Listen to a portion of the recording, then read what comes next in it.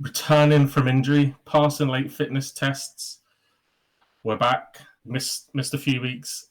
Kicking off, covering this week is a lot that's happened. I was kind of sad, then happy because Todd Cantwell's Blackburn turned up to Cardiff City Stadium. Disappointing, but then everything north of the border is going swimmingly. So, Morg, play the intro.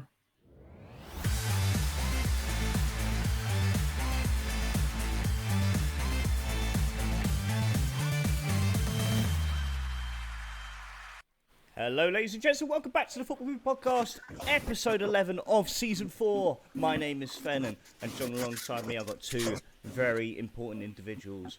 Starting off, I've got my right-hand man, the man who always opens up with a fantastic monologue until he mentions Todd fucking Cantwell. But Mayhem, it's been a long time. How are you doing, my friend? I'm doing good, mate. Sorry, mate. I watched the. You had to mention his name. Well, to be honest, he is not the name that I'm most angry about. I know. I knew you wouldn't be. That's why. But what I did like is when I was watching the highlights, I did see David Turnbull absolutely clatter him at one point. So well done, David. And I mean, I guess we must as well talk about it now. I always knew David Turnbull's first Cardiff goal was always going to be a screamer. But anyway, and the other individual, Gondor, welcome back. Cheers, man. How are you doing, mate? I'm doing all right, man. Boys, I mean, it's been 3 weeks now. 3 weeks, like you said, like we've been sidelined for different reasons. I mean, from my case, I was struck by a virus that has been going around in Sweden, and which basically diagnosed me with pneumonia, and so I've been out of action in isolation for the last 3 weeks, and so like I'm absolutely over the moon to be back. Over the moon to see you boys on this platform again and just doing what we love the most, and this is our therapeutic session of the week, and that is talking about our beloved teams. As tough as it may be sometimes, it's definitely something that is compulsory in our lives.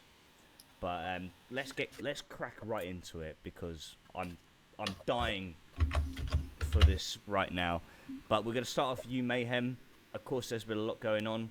The times that have been positive have been rolling. Of course, we can go as far back as the Scottish Cup semi-final, where you inflicted a heavy defeat on Aberdeen by 6-0, giving Jimmy Tierlin's first defeat as Aberdeen boss. But we're not going to go far back as that, because we felt that was kind of a guarantee. Like, we thought it was going to be a more tighter contest, but that wasn't the case. But we are going to talk about things that have been bigger and better. 3-1 against RB Leipzig in the Champions League.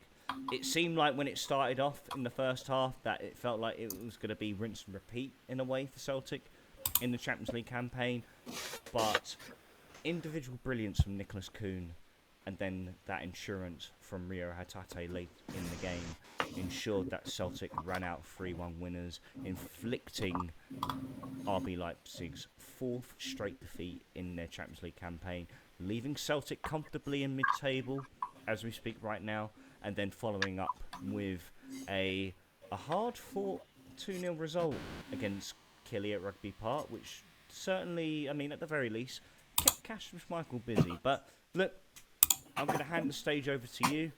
Take us through what you thought took place and your thoughts on those two positive results. Yeah, the Champions League night was not. I don't want to say it was unexpected. I think a lot of Celtic fans, you just have PTSD of this competition. Yeah, I understand that. And we started really well. We was on the front foot. We looked like the press was on point. We were playing through the lines, and then obviously around about the 20th minute mark, we don't defend the corner very well. Cameron Carter-Vickers kind of flicks it on, and whoever it is at the back post. Gartner, I think, who scored the goal, wasn't it? Yep. Gets his head on it, back across Schmeichel with 1-0 down after having a really positive start, and they kind of weathered that. So, yeah, in a way, it was kind of head and hands. Like, is this it? Is it just a case of another team's going to turn up here? We're going to have a decent spell, and they're just going to take over. It wasn't to be. They had a wee spell after their goals. You would expect. Their confidence went up. We dug in. We sat in. We kind of adopted this kind of like in Europe. I kind of says we go to this like 4-4-2 out of possession. Where kind of Maeda comes out to the left, and Rio Hatate kind of comes up to like a second striker in the press. And I thought we were resilient. They had another chance from a corner, and we kind of rode that bit out. But nothing. I don't think there was anything major for Casper to stop. I mean, we're going back, basically a week now, but there isn't anything fresh in my mind. I think that was amazing. And then as the game was starting to get a little bit bitty, starting to chop up, Nicholas Kuhn drifts in from the right hand flank edge of the box. Unbelievable finish. And bends it in, and that gave us the impetus, that gave us the confidence back, it gave us the control in the game that we had lost from them scoring the goal.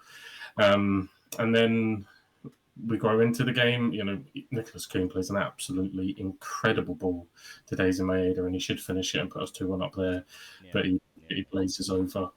And then right on the stroke of half time, it was a throw in. Hatate's on the line. He plays a very clever ball along the byline to Greg Taylor, who kind of cuts it across Daisy Maeda. We'll say he dummies it. And Nicholas Kuhn's coming in. Like a bit of a miss kick, but we'll go with that. Yeah. And swipes it in, and obviously we're 2-1 up at half time, and I think we're good value for that. But as always with Celtic, again, like I said, the kind of PTSD. This is a good team, second in the Bundesliga. They're flying at the moment. Obviously talent all over the field. When you look at Openda and Sesko up top. The likes of Orban and Galashi and Goal, so they're a fantastic team. Benjamin Hendrick, right back. Like you said, they're flooded with talent. And I remember speaking to you before the game, and it was like, this is like a football manager team from like FM22, where there's so many players that that had so much potential, and now you see them now in the limelight and playing alongside one another.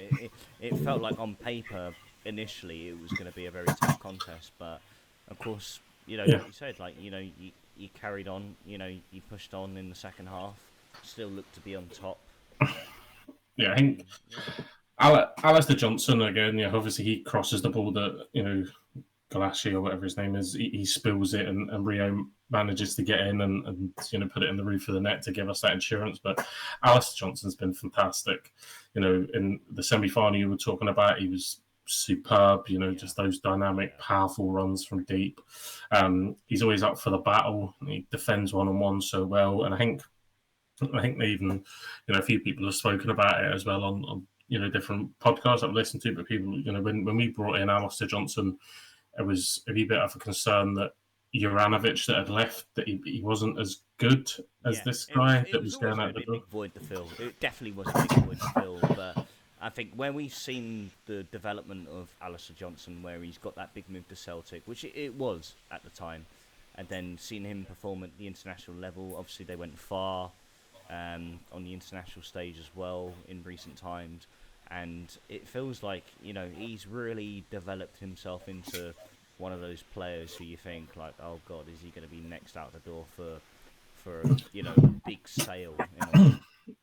I think he's a leader. I think he loves it, and he's someone that we would miss massively when he's not there, and you see it every time. I hate to always get on this guy's back, but we see it now. Like Anthony Ralston comes on, even on the weekend there against Kilmarnock. Anthony Ralston, and the drop off is so massive, it's so huge, and he's playing incredibly well at the moment. But Leipzig was a fantastic moment, leaves us in a real strong position. We obviously Club Bruges at home next, which will not be taken for granted. Obviously beat Aston Villa last time out, and then I think we're away to Zagreb, at home to Young Boys, and finish away to Villa. So from there, you'd be expecting a healthy amount of points, and we'll see where that leaves us. Whether it's playoffs or conceivably top 8, who knows? But at the moment, just one game at a time. Bruges are up next, but we've left ourselves in a real. We would have absolutely taken the position it was in. Obviously, the Dortmund game was the blight, and if we hadn't have been absolutely scudded there, we'd be further up with a goal difference. But it is what it is. Of course. Yeah. And then something that is kind of one of these like old wives' tales that always seems to ring true is that European hangover. Obviously went to Rugby Park. We're playing on an absolute dog awful pitch. Oh, the 3G pitch as well, and you could see it a mile off as well. And there was a fair bit of rotation as well. Like you saw Liam Scales come back into the side, Adamida lead the line as well. Do you feel that played a bit of a part as well? No, I think Adamida was, these type of games, Adamida was always going to play. He obviously led the line really well there last season when we went there and won the title. And we won 5-0, on that pitch where maybe we can't pop the ball around and be as slick with it. Giving us the opportunity to miss out the midfield and go into Adamida was the right option. He didn't have his best game. He didn't hold it in very well. He didn't take it down. He didn't link up the play as well as he could have. And we was in a scrap. Look, I think if we were still doing performance of the week, honestly, I think my performance of the week would be Kilmarnock. They were fantastic. More than a valiant performance from them by all means. Like you said, test Cassius, and I think Cassius Michael's just putting a 10 out of 10 performance there, because on another day you feel that Kelly would have put 3 or 4 of those chances away if it wasn't Cassius Michael. See, they were fantastic, but I can only remember Casper making one good save, and it wasn't an outstanding save. It wasn't an oh my god, how did he do that? The guy, the winger. No, I don't think it was Armstrong. It's like it's a reactive save though at the near post. Is that the one you're talking about? No, it's the one where the winger comes in, drops the shoulder. Is it Leon's? No, it's the other winger. Kennedy. Yeah, Kennedy. Yeah. That's it. Yeah. So he comes in, drops the shoulder, hits it with the right foot, kind of goes sort of middle-ish to obviously kind of Casper's left, and he gets it away. It was a good save. To get obviously that low quickly again, with a shot like that. It's not easy. Watkins misses a huge chance. He's unlucky. He kind of chips it round Casper. It hits the post, and it goes safe. And Casper, he had a lot. He had stuff to do, but nothing. I don't think he was ever really sort of. There was no oh my god moment.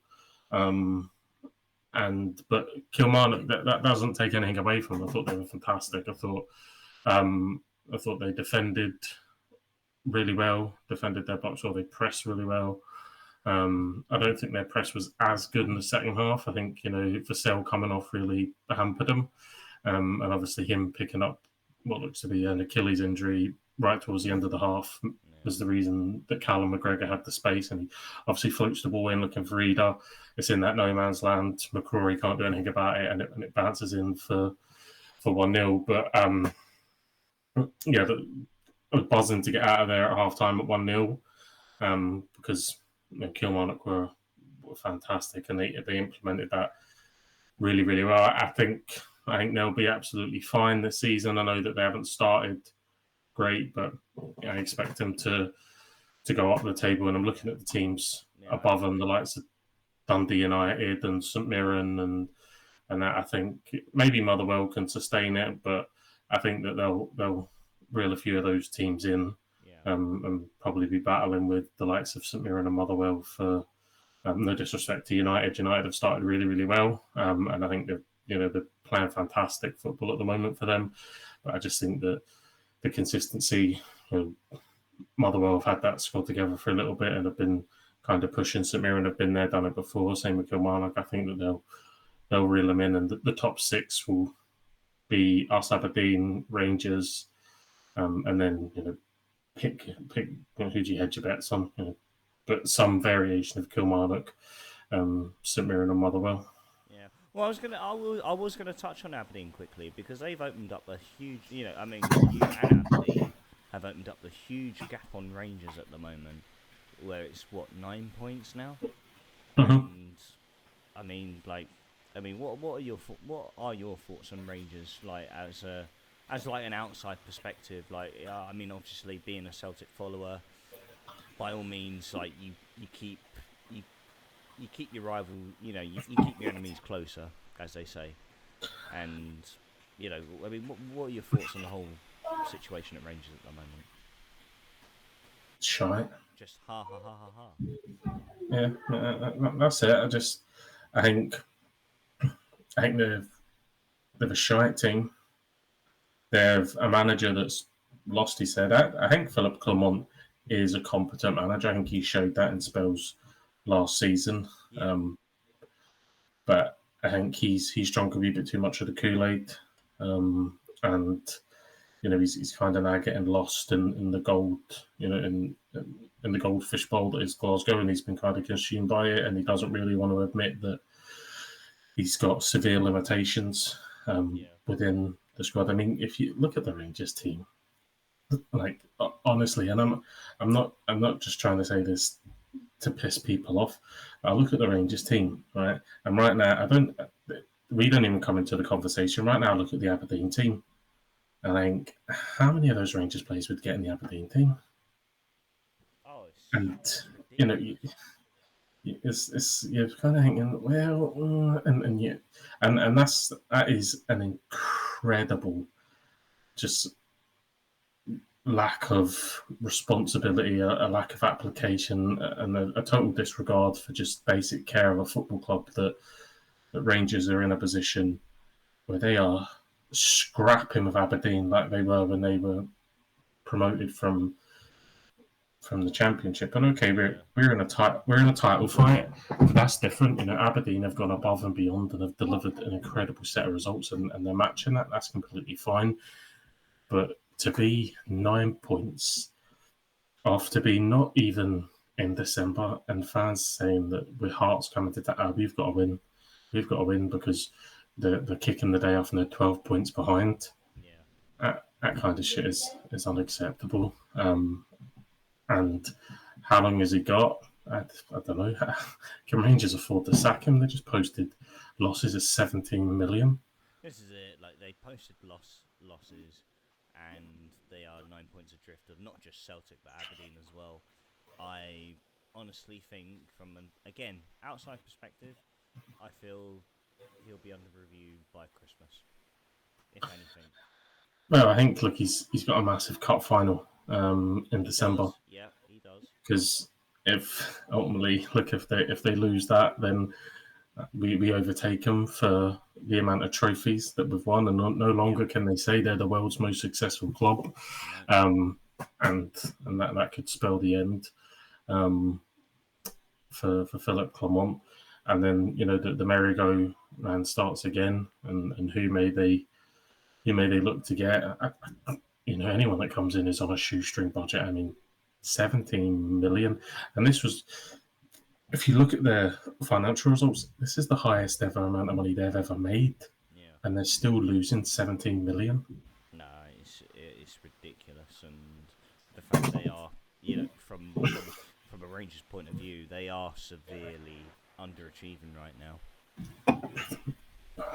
Fuck them, then go bust again. That was great crack. Yeah. No, let's go back to 2012. That was a good time. That, yeah. One thing I wanted to actually touch up with you as well, actually, was this whole new Champions League system. Now, it's obviously it's come under a lot of heavy criticism, ironically from some of the bigger clubs. But do you feel like the new system now in the Champions League has been more beneficial for Celtic, or has it? Oh, yeah, of course. One, you get more games. Yeah. You don't have to play the same team twice. You get more variety, and what that allows you to do is play people from different levels. Obviously, the likes of Bratislava, and we're getting into the likes of Club Brugge and Young Boys. And obviously, I think we got pretty fortunate with our pot one teams as well, Leipzig and Atalanta, to take 4 points off of them. And Borussia Dortmund, maybe Dortmund. I imagine Dortmund will probably pot one. Dortmund and Leipzig, maybe. I don't know. Yeah, I think Atalanta maybe because they won the Europa League.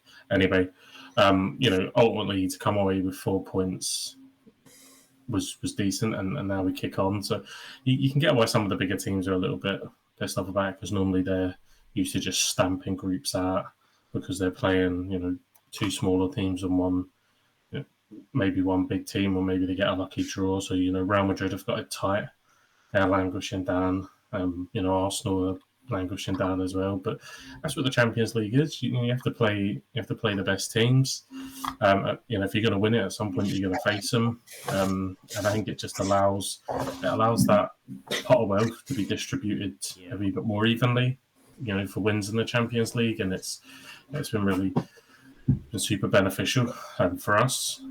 So yeah, I think it's early stages, but I think it's certainly worked out better for us. I completely agree. I feel like it's become a bit of a stigma for like the top tier teams. Your Man Cities, your Liverpools, PSG's. No, PSG aren't a big team. Fuck. No, but I'm looking at the table now, and as things stand, they're not even into the second round with the playoffs yet. Yeah, good. Hope they go into liquidation. But what my point was like. I don't think that's ever going to happen. No, Fucking state-owned club. Absolutely won't. But no, like I said, I think there's a stigma amongst these top tier sides, these elite sides, who are so concerned about the scheduling of football matches at the moment. And obviously we've seen it in the past with Jurgen Klopp. I'm sure Pep Guardiola has expressed it as well. But where these, the new system now makes all the teams now in this new Champions League system play up towards January, and then depending on when and where they finish, they either play again in March in the last 16, or they play in February, late February, where they're in the last 32. I'm not too sure. Like that's a rough estimate, but I feel that it has been beneficial for, like you said, like for a club. I feel they have benefited from. I think even like I think the format across all European competitions works better, right? So if you get knocked out of the Champions League, you don't have this bonus ball thing of that you drop into the Europa League, and then 9 times out of 10 it's a Europa League team that ends up, a former Champions League team that ends up playing in the latter stages of the Europa League. Yeah. So it gives, you look at the Europa League now, and obviously there's teams like Tottenham and Man United and that in there, and you'd expect them to go deep because of the financial power that they have and the players that they have. But, even look at the Conference League, Hearts sitting in a decent position in there, so that's good for Scottish football. And just seeing some of the lesser teams perform really well, given stuff. That Shamrock Rovers are in there. Obviously, Chelsea are top of that, and they're obviously heavy favourites. Oh yeah, the team that we forgot that were in Europe. Yeah, but you look at the top 8. Teams like Legia Warsaw, Heidenheim that beat Hearts there on Thursday night. Fiorentina. They've had a journey as well, Heidenheim, haven't they? Weren't they in the 6th tier 7-8 years ago? And they found themselves in the Bundesliga. They're playing Conference League football. But you look down even as far as 24th. TNS are in that bracket. Your Gordon a 16th. So it just I did hear it cracked me up. I was watching a wee roundup for this wee Scottish channel that does like a roundup of all the European football. And he got to your Gordon. And he said, "The Jorgen." Jorgen, they beat Panathinaikos by 2 goals to 1. The number of times I hear people completely butcher the name when talking about Europe at the moment is just unreal. To be honest, every football fan outside of Sweden are always going to butcher the names. Absolutely. It's the same as calling Malmo. Yeah, no, but you'll hear on other podcasts and other channels where they completely mispronounce the pronunciation of these Swedish teams. And I think, obviously that comes down to the extended alphabet that the Swedish language has, where they have the accents over and let's be honest, you're making a football team and you go, but you see that team, the D's silent. You see the letter it starts with is silent. Just don't pronounce that bit. Keep it strange. Really, yeah. But yeah, I think the format, to be honest, I think has done well. I always thought that it was a bit of a cop out, when the Europa League teams are dropping into the Conference League and vice versa. So it's a nice variety. I think it'll make the knockout stages far more entertaining, certainly the earlier stages. Obviously, once you really start to drill down on it, you would expect the likes of Chelsea and the Conference League to be there or thereabouts. The likes of, you look at the Europa League, Lazio, Ajax, Galatasaray. Yeah. But yeah, I think it's good. And to make things even better, one of the only teams on 0 points in the Europa League is the Israeli team. So fuck yous, Trumps. Oh god, I'm gonna have to cut that. Fucking hell! I wasn't expecting that to come up. That's for sure.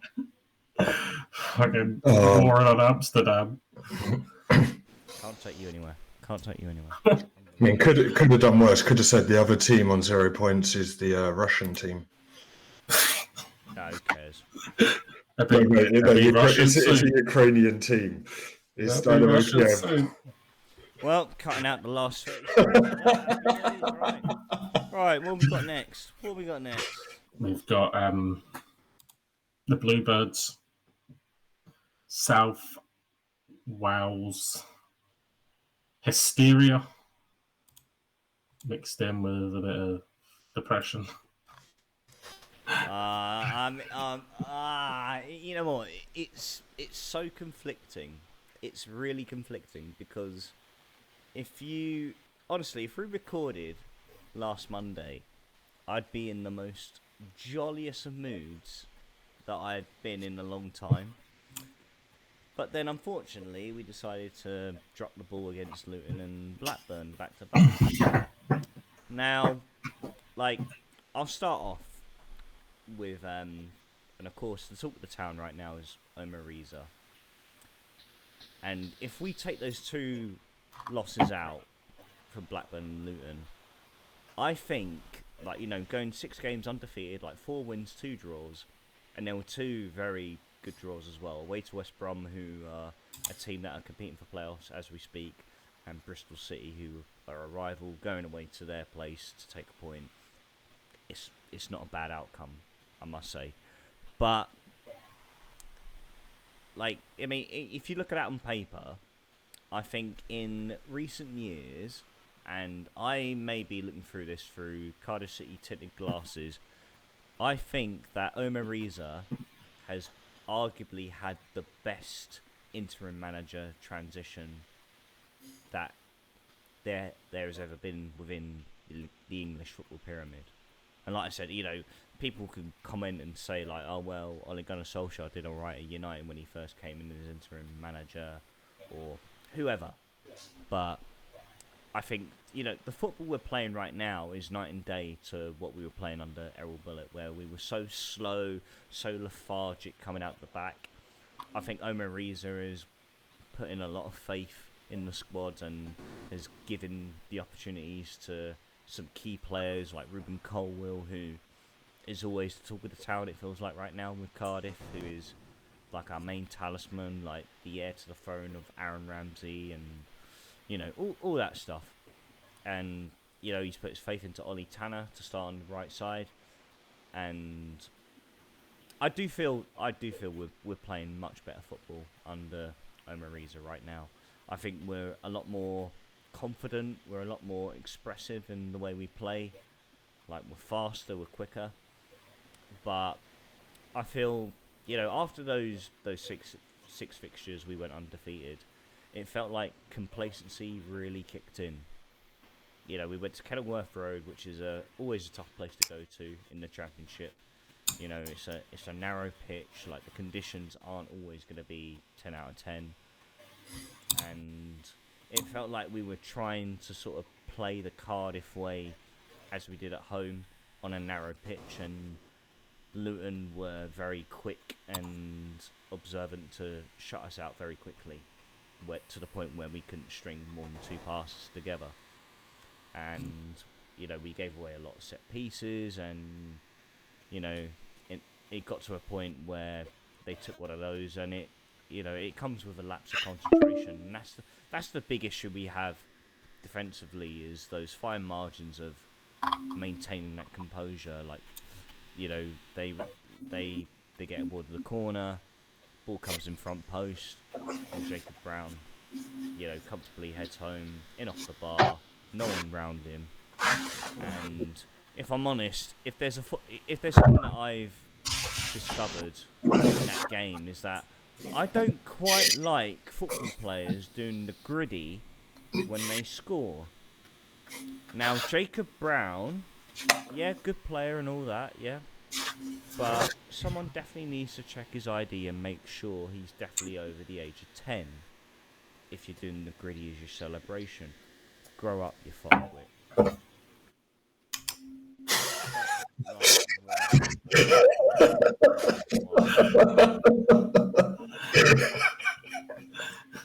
And then there was Blackburn. I was just there may be a demographic that don't know what the gritty is. I was just demonstrating for visual Thanks, consumers of this podcast. Of course, yeah. If you watch on YouTube, you'll know what the celebration is. And so and then we were at home to Blackburn, and this is the other thing as well. Like, Luton and Blackburn weren't in the best of forms prior to playing us as well. Like, Blackburn and Luton have only won 1 game in their last 5 games. Like, Blackburn, Luton followed that up with getting thumped 5-1 at the Riverside. Well, and that's another point as well. But Blackburn struggled. Blackburn hadn't scored a goal in the last 4 fixtures before us, and they put 3 past us. And again, like, it was just complacency where we tried to work the ball in the final third. There wasn't really any confidence and execution in what we were doing going forward, to the point where they got us in the break. And the first goal comes where, the commentators were completely frothing at the mouth of how well worked the goal was, and how well they kept possession in the build-up and stuff like that. And I'm just thinking, look at the space that we've awarded them, and then, the outcome is that, the ball comes across the 6-yard box, and Andy fucking Vyman puts the ball in the back of the net, to my surprise, because this guy always fucking scores against us.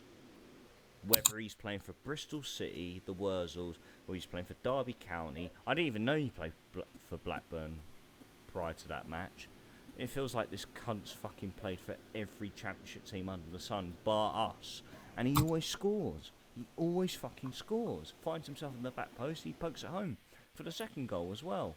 And then we get a penalty. Turnbull steps up. Penalty saved, but fortunately enough, the rebound falls in his favour, and we're back in the game. The momentum's on our side. We push forward, and again, it feels like we have no ideas. Like, Blackburn have put 7-8 men behind the ball, and we can't find a way past them. Ruben Cole has a great opportunity at one point where a ball comes in from O'Dowda, who I definitely feel who's been one of our outstanding performers in recent weeks.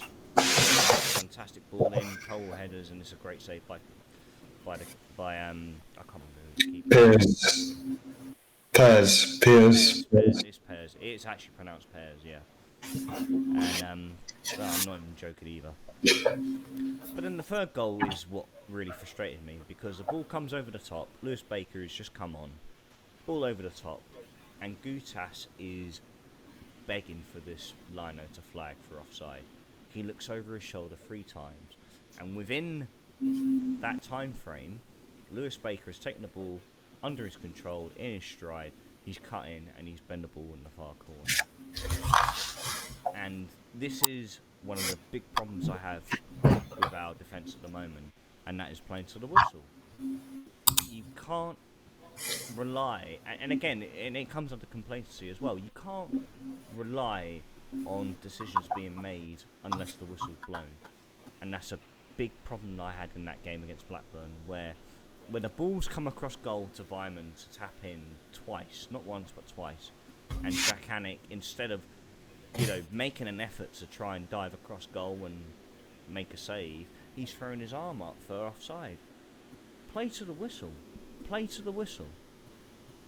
And this is the thing, it feels like there's been a sense of complacency that is really settled into the side, because we've gone 6 games undefeated, and the players have to take full responsibility for the Blackburn result.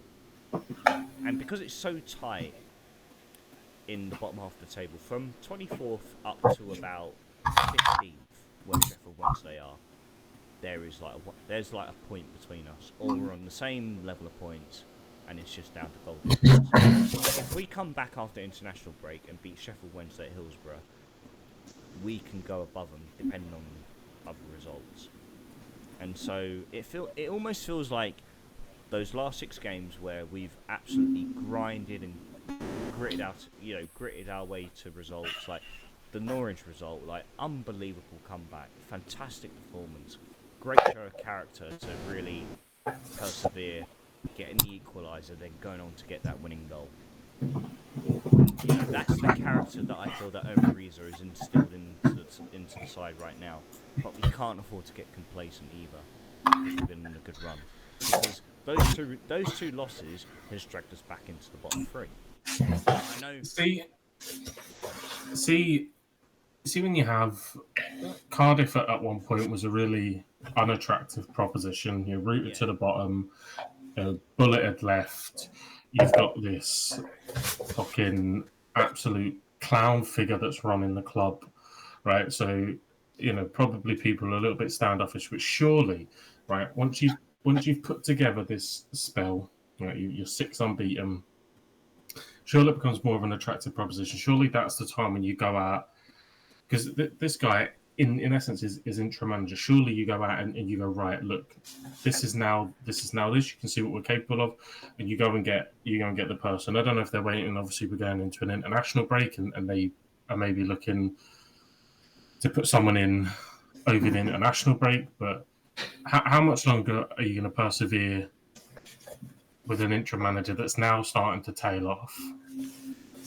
Well, I mean, this is the thing, like, and again, this goes off of past experience where we sacked a manager, brought in an interim, where we've had Steve Morrison come in, we had a great bounce, a great response inside, and he started the shit. He then goes on, he has a transfer window, and then by September he's given the boot.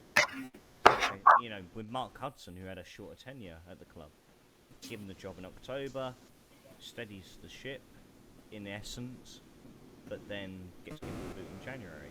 Now, I do feel that Omer Riza has got I think he's got a much stronger squad than what Morrison and Hudson had. That's my personal opinion. I think he's got a much stronger squad, and I feel that, in essence, there is something there where he can get the best out of them. I mean, on paper, Cardiff's squad looks amazing for the Championship. Like, you look at how they play, I would say it's a very good squad on paper. I know. And, there's definitely individuals there who, I mean, you look at them on paper and you think, like, I know that guy from when he played for so-and-so. I know that guy from when he played for Aston Villa. Like, I'm talking about individuals like Anwar Ghazi, who's got mass experience playing in Europe, playing in the Premier League. You've got Chris Willock, who has been an outstanding performer for QPR in the Championship, but never got a big move. You've got Callum Chambers there, who's had nothing but Premier League experience, but again has been rather underwhelming for us. But and you've also got the youth coming through like Tanner, Colwill, Ashford. Yeah. Like their names. If I'm completely honest, I don't think Tanner's the answer going forward. I think Ollie Tanner is one of the most inconsistent performers. Like, loves a derby. Like, he loves a derby, absolutely loves a derby. He'll score an absolute screamer against Bristol or Swansea, but then he's almost non-existent when it comes to a normal championship fixture. He just doesn't. He seems so timid attacking wing backs. He's so reserved. Like, I mean, at Luton he got taken off at half time because he couldn't deal with the physicality, and Luton are a very physical and combative side. And we bring him off, and we bring on Yaku Mate. And you talk about the drop-off when you use that example with Alistair Johnson to Anthony Ralston. It's a big drop-off. Yeah, by all means, like, you know, Mate will offer that physical side to his game, but he doesn't offer anything else. Then there's Callum Robinson, who's been struggling with a Achilles problem. You bring him off, and again, it's you know, it's another depletion in the side where you're bringing on Wilfred Kanga, where he's got that physical aspect, but he's got nothing else about him. And I think we're struggling with the options in our depth at the moment.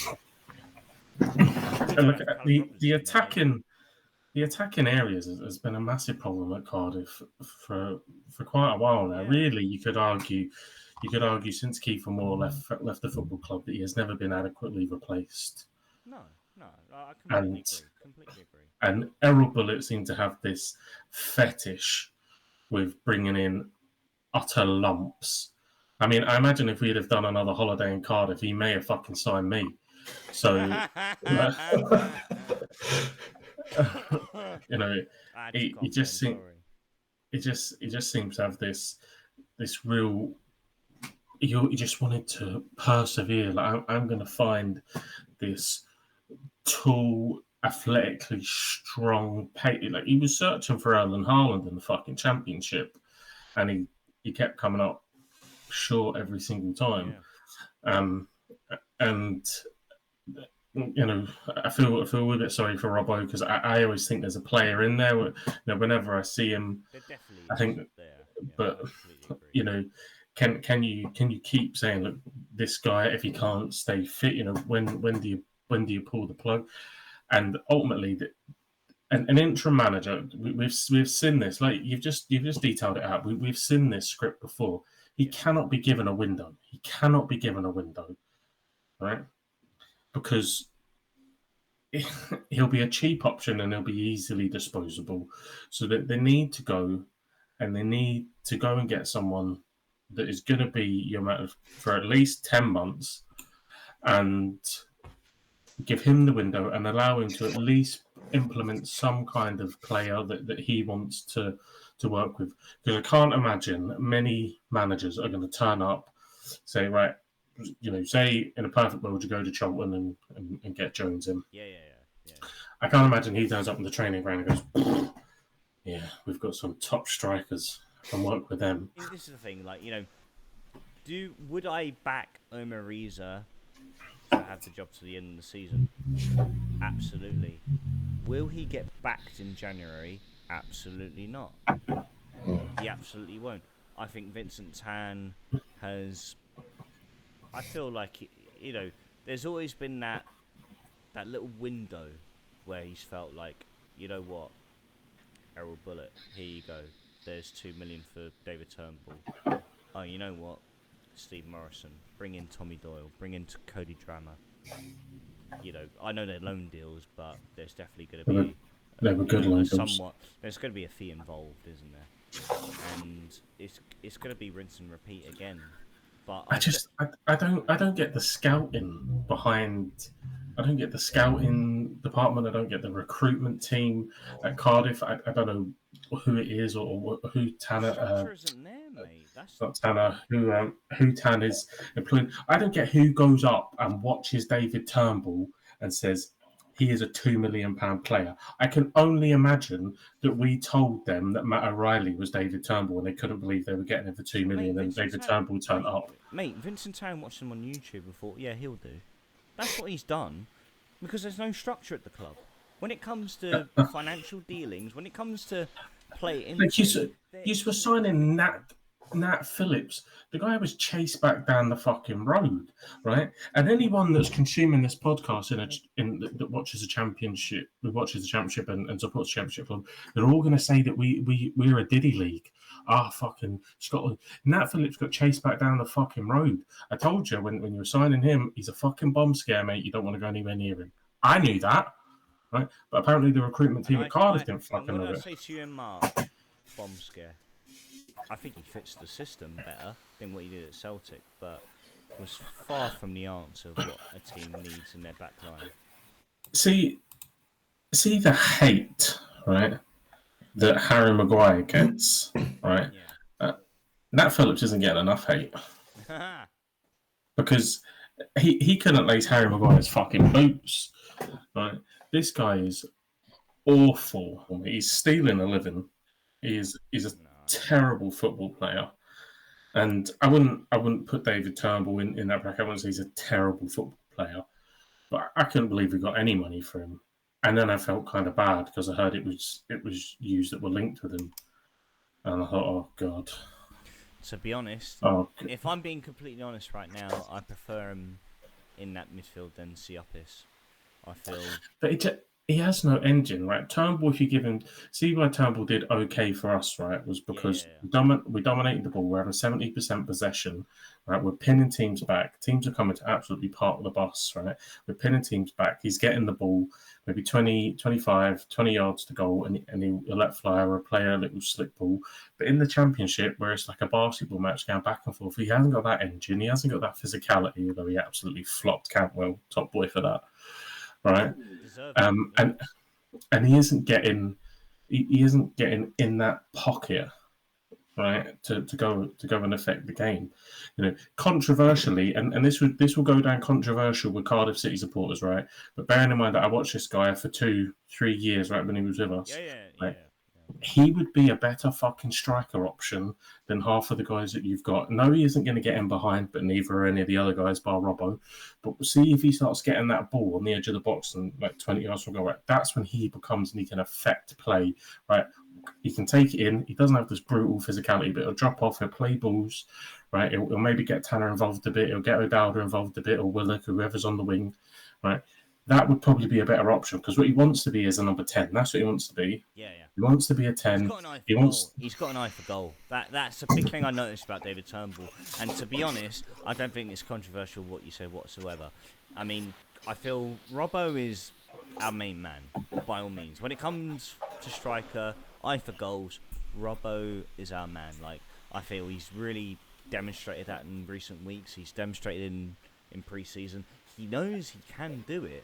But again, when it comes to fitness issues, and you're looking at Kanga and Mate as backup, I'd rather David Turnbull lead the line.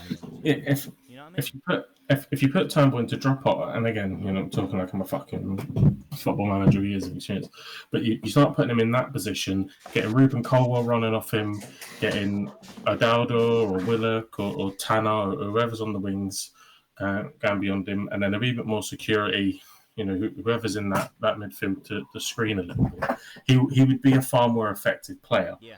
But the thing is that a lot of the time, if you're going long, obviously it's going to be a complete waste of time. He's not going to hold the ball up. Yeah. But if you can get him in that little patch of the pitch, right, where he's just outside the box, he does it. He becomes super deadly. He strikes the ball really pure. Yeah. Absolutely. But Cardiff just needs. I mean, it seems so simple to say, but Cardiff just need a striker. And not even based on the way they're playing at the moment. Would it be fair to say that maybe they're trying the wrong thing with the players they have? Stop going one up top, put two up top and mix it up. You've got Robbo that gets in behind and Turnbull who can dictate the play a bit better and have them working together instead of putting all your eggs into one striker. Well, the thing is right now, I mean, playing two strikers is a dying breed naturally anyway. Yeah. And so when you take one player to go up top, then you lose a man in midfield. And a lot of teams right now will play at least 4 in midfield. There'll be 4-5-1s, there'll be 4-3-3s with wing backs who will press into the midfield and make it a 3-5-2. That's how teams work nowadays. And what I've noticed when we haven't played Robinson, we played Ruben Cole as like a false 9. And that, I feel that really sucks out the technical ability that Ruben Cole possesses, because you're asking him to do, again, you're adding extra responsibilities on him where you want him to get into the final third, you want him in the 6-yard box for, you're asking and stuff like that. You're asking too much of him. you're asking a player, right, whose best ability is getting the ball and driving forward, to play 90% of the game with his back to goal. Exactly. And yeah. it sounds incredibly simple to say, but that skill and that talent of being able to play with your back to goal and then make that run or make that movement is something that just it can't really be taught. It's like if you can just finish, if you're a natural finisher, you just have it. Like see it with Darwin Nunez, fantastic movement, dog shit finisher. Yeah. Like it's just something that you have. And once you start to give someone that's played the midfield and the attacking midfield role, maybe a bit on the wing, and say, right, you want to come into the middle and play that. I mean, Mbappe can't do it. But did you see and he stinks the place out for France? Yeah. And this is one of the world elites. It is not an easy thing to do to play that role. I don't think Cardiff will be backed much in January. That's just because we've seen the tan way.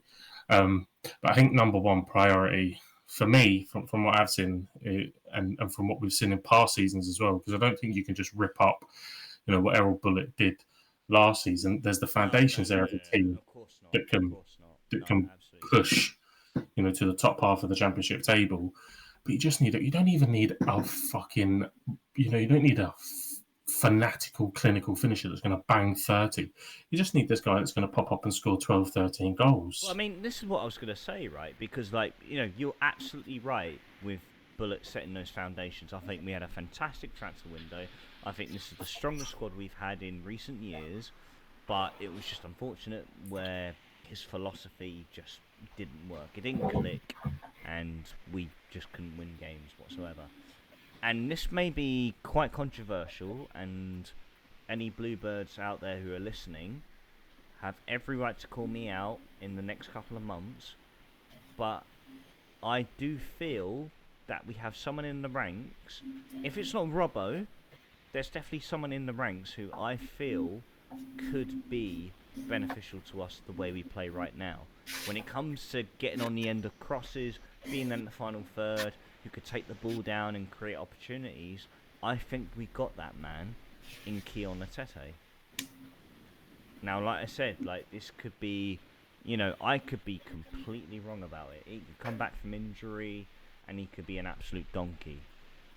And by all means, since Kiefer Moore, we've been completely familiar to that.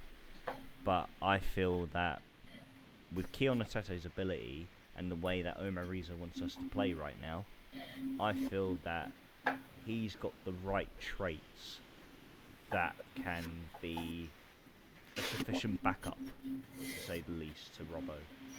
And like I said, I could be completely wrong, but I feel we do have those options in our ranks. We've got Isaac Davis, who offers a bit of dynamic as well, who's very quick, very agile, can get beyond the last man, had a very good loan spell in Belgium last season.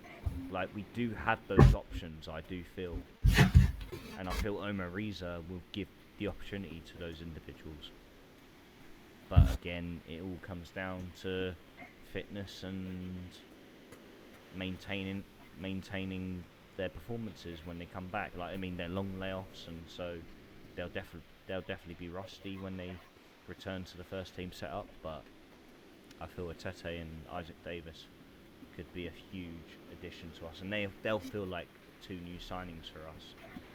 If there's any area that I would like us to improve in the transfer window, and if we do get the possibility to do so, I personally think, on the wings. We need improvement. I feel Willock is inconsistent. Ollie Tanner still gives... He really does reek of rawness right now. I don't know why, because he's been, Riza's given a lot of faith in him, but for whatever reason, it feels like the confidence isn't quite there for him to perform like he does in these derby games. And yeah, no, I feel that's an area we need to really focus on, is on the wings. You know, everyone could say the striking option is the area of improvement, but it always comes down to the service they get. And I feel that Cole will provide that service. I feel O'Dowd will provide that service. I feel El Ghazi will provide that service. It almost feels like El Ghazi's been playing as a second striker for quite a time as well. But yeah, no, I definitely feel we've got them in the ranks, but we need to utilise them when they're fully fit, when that time comes. Who knows? I may be completely wrong, but there's a big belief in myself that we've got them there. Okay. But moving on. For better weeks, but of course we've got international break coming up, so we get to enjoy some Clark ball and we get to enjoy some Bellamy ball. And Joel's sitting there saying 2 words: bite me. I should probably actually take in the Scotland matches this week instead of just burying my head in the sand. I was going to say, instead of saying enjoying Clark ball, shouldn't you be saying enduring Clark ball? Enduring, yes, absolutely. Who is it? Was it Poland and someone else? Right, before Croatia. Before Mayhem decides to start contemplating life, we go to our next segment. Gondor's Tenables. You had some enthusiasm for that one. Well, I've got to be careful. I've only got one going right now. But You should probably just record that. And then you don't have to do it every week. I should. But then I don't know. It feels like on the recording it would be quite awkward, where I'll be like, I'm playing the recording now, and then we sit here in silence for 3 seconds. Also the fact that it's different every single week. I don't know. Just slightly. I may, I like the opportunity of changing up sometimes. Maybe I want to swallow the microphone or something. I don't know. But anyway, moving on. Right, Gondor Tenables. You have been a massive cock tease today, saying that you were utterly convinced that me and Mayhem could come away with a victory. Yeah, I reckon you could. It's not going to be super easy, but my top 10 is actually top 13. Because you said top 12 earlier, you liar. Yeah, no, but then I did the maths. I was wrong. Wait, let's do the math. Top 13. Of all people to get numbers wrong. I was basing it off... Varun. I was basing it off of when I came up with the Tenable and I had been drinking. So let's be fair to me not getting the numbers perfectly correct. Drinking you absolute scum. Hey, at least I came up with it ahead of an hour before the podcast this time. Oh yeah, that definitely... Yeah. All right. So all I need is a top 10. Meaning you have options ranging from 6th place to 10th place. There are options available, but the top 5 are the guaranteed top 5. Those will be correct. So from 6th to 10th, they're interchangeable. Yes. Okay. So I want to know the top 10 teams in terms of Tier 2 league titles in English football. Tier 2. So modern day championship, but this is going back in history as well. Can you give me the teams that have won the league more than anyone else? From what year? The earliest one I have written down is 1892. Oh, fucking hell. Now, I will say... Oh, yeah, you won this week. I will say that there is a lot of these that have quite modern wins to their name. Tier 2. Tier 2, so the modern day championship. Oh. So I do think you'll get some of these quite easily. Yeah. Will you? Yeah. What, 3 lives each? 3 lives each. Well, Cardiff Right. won it twice. I don't think they're going to be No, on they it. didn't. No, we won it once. No, sorry, we went up through. No, that was the bit I thought would be the most difficult of this. Is it's not who's gone up, but who's actually no won one the cared league. about that. No, we went up twice. No, we came second the second time. I can Norwich, give you the clues. I can give you are the number of wins they've had, so like how many times they've won the league, and the seasons that they won the league in. Okay. Which a bit easier. I'd prefer to hold on to that one as long as possible because some of them, as I say, are quite modern. I mean, I've got one in mind. So, what's the most recent promotion? He doesn't want to say years yet. What's the biggest? How many times has number 1 won it? 8 times. 8 times. And the ones at the bottom end of the list have won it 4 times. 4. Oh my god! Right, who have you got in mind? I've got Sunderland in mind. Sunderland. Because they're quite a yo-yo team, aren't they? Not really. No, I think they were in the early 2000s, weren't they? Ish. There's who else? Right. Well, let's just start with our first ones, and then we can work backwards. So let's go with that guy. You say Sunderland, I'll say Norwich, and then we'll work from there and see where we're Norwich at. is a good shout. West Brom maybe as well. Let's go with our first ones because we've both got 3 lives each, and then we can work back from that. Right. So I'll say Norwich. Norwich are in tied 3rd place. They have won it 5 times. 71-72 season, 85-86 season, 03-04 season, 18-19 season, and 20-21 season. Right then. Here's where I disappoint. I'm going to go Sunderland. Sunderland are also tied 3rd. They've won it 5 times. They won it in the 75-76 season, 95-96, 98-99, 2004-2005 season, and 2006-2007 season. Come on. So your thing about them being kind of yo-yo-y in the early 2000s was actually correct. There you go. See, I know my ball, mate. I know my ball.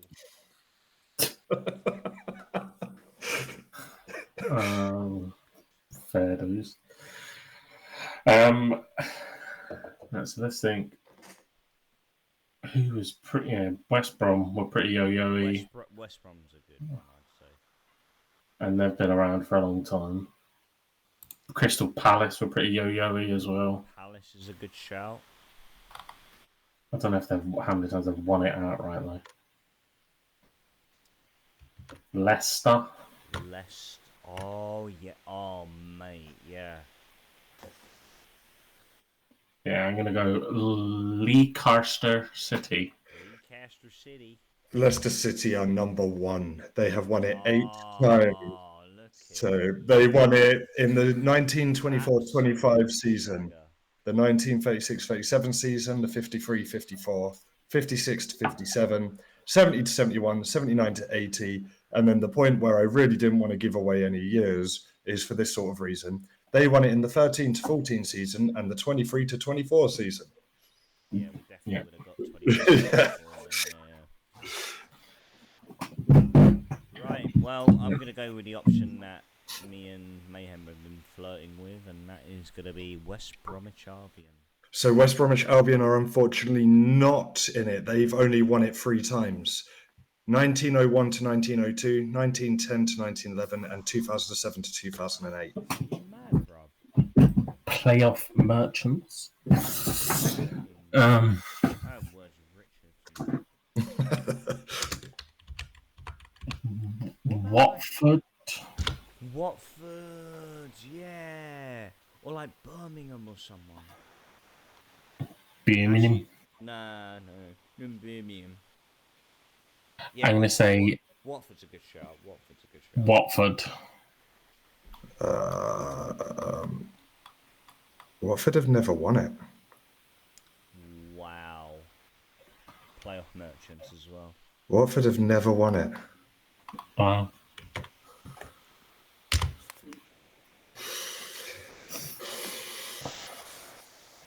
Okay. Oh, who do we go with next? Who's very yo-yo-like?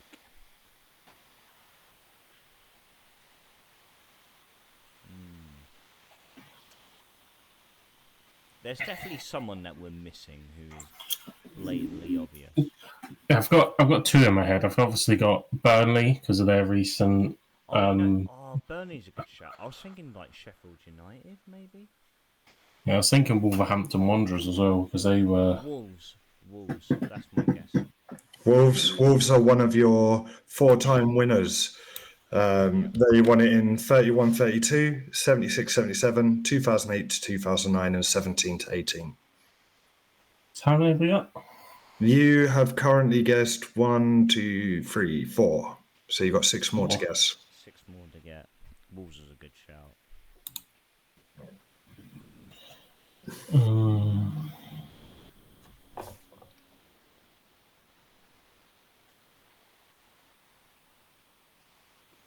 I'm trying to get some teams that are maybe a wee bit older as well. Yeah. That may have come up. So we know that they've got released it 4 times. 4 times.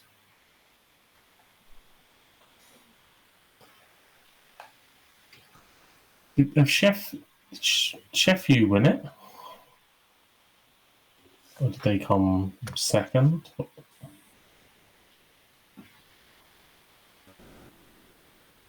Thinking. What about QPR? I know they've definitely won it once. They won it under Warnock. Thinking of like Reading. Oh, good shout. We know they definitely won it once because they were bang on about that fucking points total. Yeah, don't bang on about the points deduction that kept Cardiff up. Leeds. Oh yeah. But obviously, that's a good guess. They were stuck for ages, weren't they?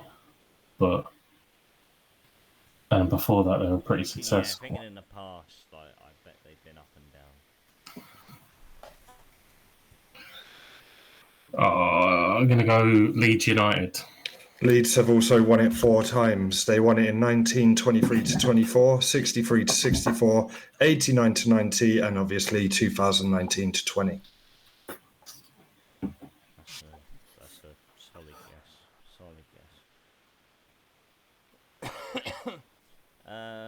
Okay. So you have a total of 8 teams you could possibly guess from still, but you only need 5 more to win. Right, okay. And 4 lives remaining. Is there any in League One? Oh God, I didn't even think of that. Right, let me get the League One. Definitely not Rotherham.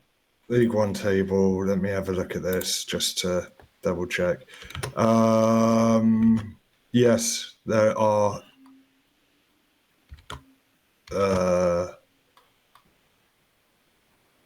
one team. There's one team in League One. One team. We can narrow that down pretty quickly, can't you? It's probably either going to be Bolton. Bolton's a good shout. Or Birmingham. Wigan. Huddersfield, they've been around for ages. Did they win it when they went up? No, Huddersfield only went up once, though, didn't they? And they went through the playoffs. Wigan, I think, won it. And that was only once. Okay, having looked very carefully at this league table, I can confirm there's only one team in League One that has won enough to be in my list. Only one team. Someone like, surely not Charlton. No. They won it in 99, didn't they? No, that was playoffs, actually. They didn't win it. It was the playoffs. They beat Sunderland in the playoffs.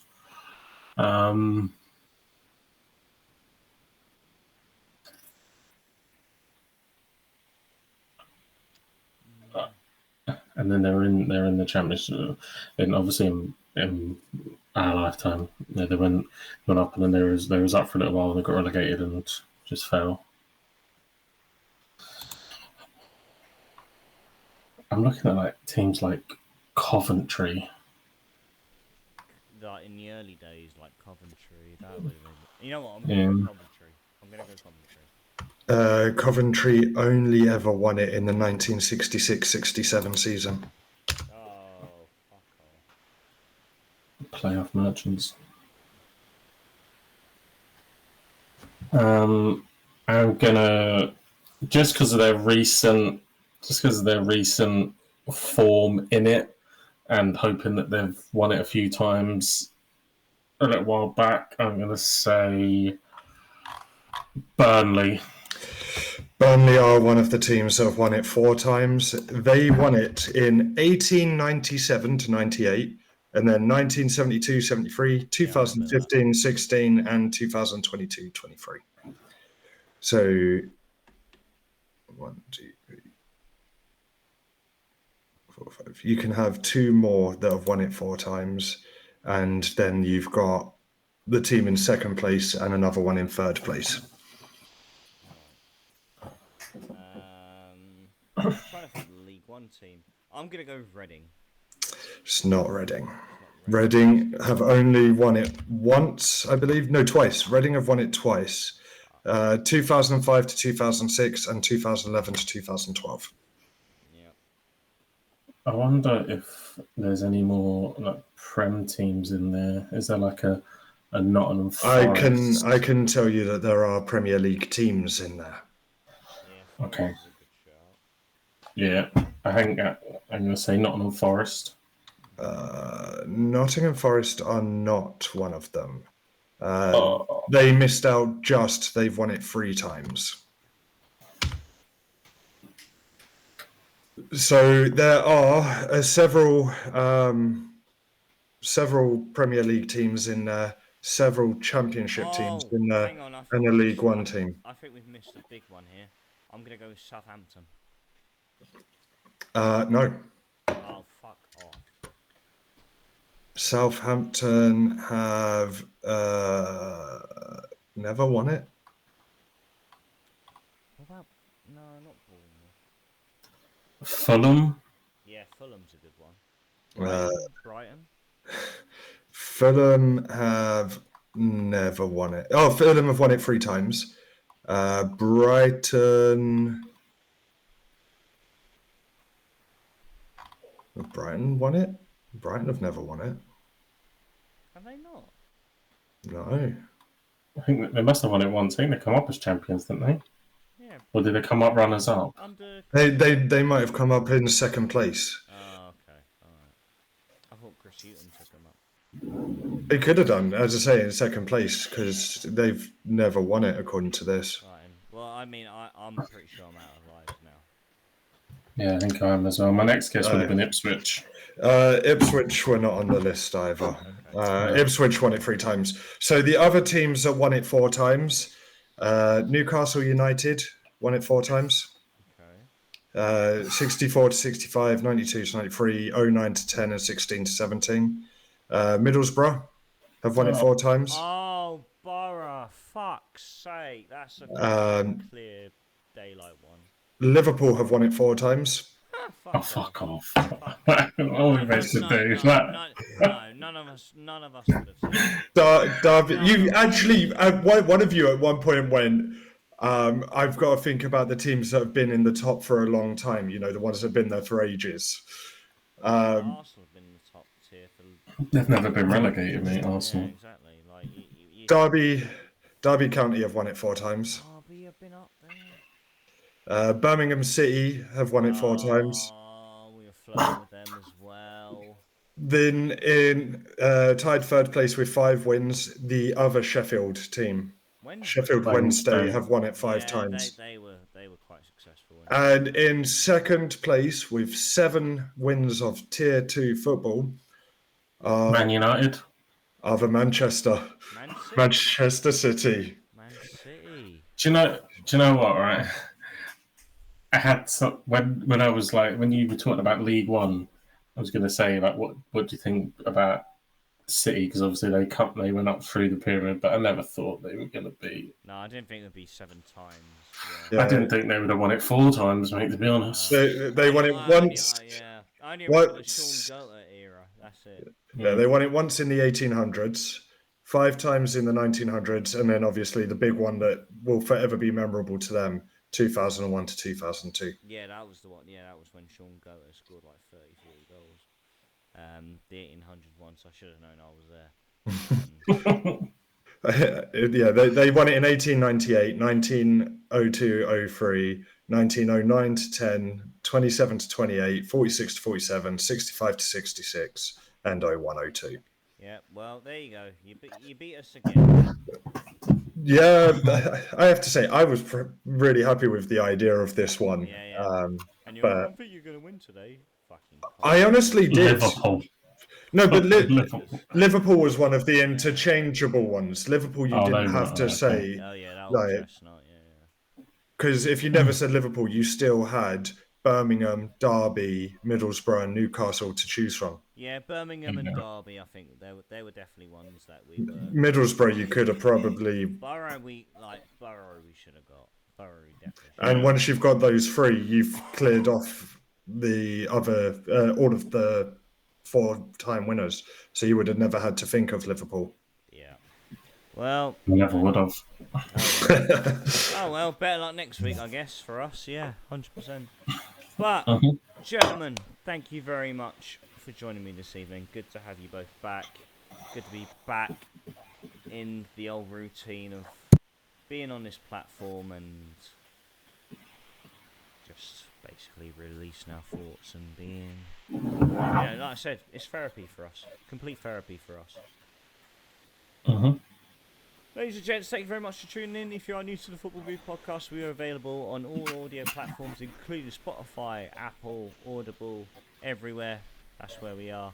If you're watching us on YouTube, don't forget to like, subscribe to the channel if you're new, and ring that bell for notifications. Until next time, ladies and gents, I bid you all good night and Mr.